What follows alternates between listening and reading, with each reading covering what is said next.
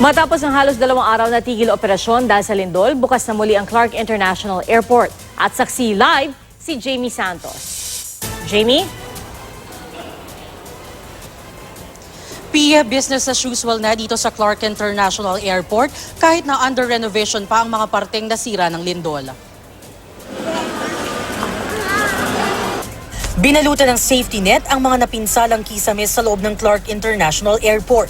Tinukuran din ito ng scaffolding bilang suporta sa ilang bahagi ng gusaling nagkasira-sira. Bagaman ganito ang sitwasyon sa loob ng airport, tuloy-tuloy na ang dating ng mga pasaherong tuloy ang flight ngayong gabi. Biyaheng Macau si Franklin na inabutan ng lindol sa airport noong Lunes. Nagtakbuhan po kami lahat sa labas. Diyan po kami umiksit sa may basag na yung sa may salamin. Okay na po yung flight ninyo, sir? Okay na po. Naka-check-in na po ako.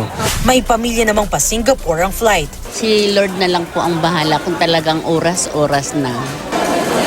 Eksakto alas 4 ng hapon nang magbalik operasyon ng Clark Airport. Sa kabuuan, 8 international at 3 domestic flights ang lilipad mula rito simula 6:30 ngayong gabi.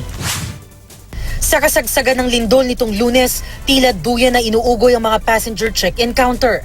Parang mga papel namang nagbagsakan ng mga bahagi ng kisaming nabiyak. Lumuwa mula sa kisame ang air-conditioned vent. Sa isang amateur video, maririnig ang sigawan ng mga tao.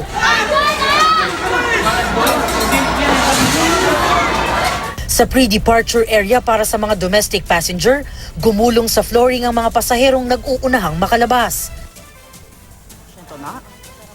Sa final screening area naman, iniwan ng mga X-ray personnel ang kanilang mga pwesto at sumabay sa mga lumalabas na pasahero.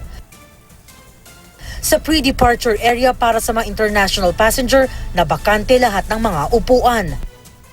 Pagkatapos ng pagyanig, yan na ang itsura sa loob ng paliparan na bahagi ng tinatawag na Terminal Expansion Building.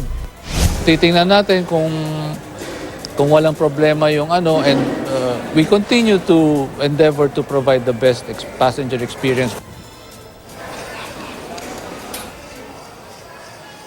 Pia, bukas may asahan ng 100% ng balik operasyon ng paliparan. At live mula rito sa Clark, Pampanga, ako si Jamie Santos, ang inyong saksi.